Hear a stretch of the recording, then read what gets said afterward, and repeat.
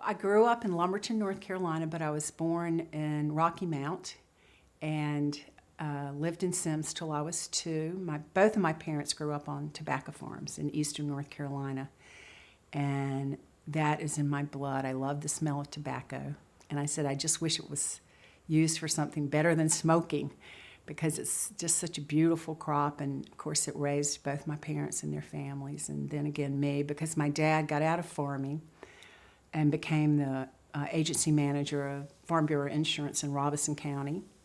So I grew up in the poorest county in North Carolina, and the one with the lowest education in the state. I'm so proud of that, so proud of that. That is so much who I am.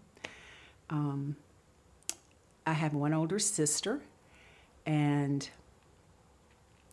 I learned a lot of good things growing up in my family. We went to church probably 3 or 4 times a week. That was the only thing to do back then. That was the only social life. That was where you courted and ate and sang and rang handbells, and that's if you did anything, it was in the church. And that was just who I was. That was the fabric of my being. I've written a book about my work with traumatized children, and in the first part I talk about my childhood. And I would say in the first 5 or 6 drafts, I left out my own experience with discipline. And in the last draft, I added it in. That's the one thing I wasn't sure, because I love my parents so much, if it would be honorable to talk about the way they disciplined in our family. And it was pretty harsh, but I didn't realize it at the time. Everybody that I knew was spanked, and we just didn't talk about it. But I think my parents spanked a little bit more frequently and a little bit more harshly than other people. And I only learned that after probably doing 1,000 psychiatric interviews. And so I decided to put it in my book because of the way I feel that it marked me. And it marks people differently. I think it made my sister more rebellious, but it made me much more, I was born to be a caretaker.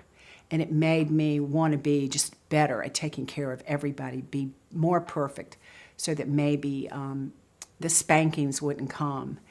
And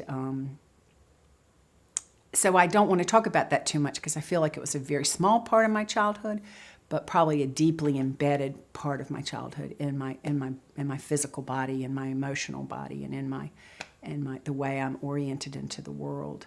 But mostly, I'm super grateful to my parents. You know, what really makes a child do well is routine. And boy, we had a routine in my house. You could set your watch by the time we got up, practice piano. By the time we ate supper, my dad came home. He worked 6 days a week, but he came home at 5 o'clock Monday through Friday, at noon on Saturday, and we were always together. My parents did not socialize. We did not drink.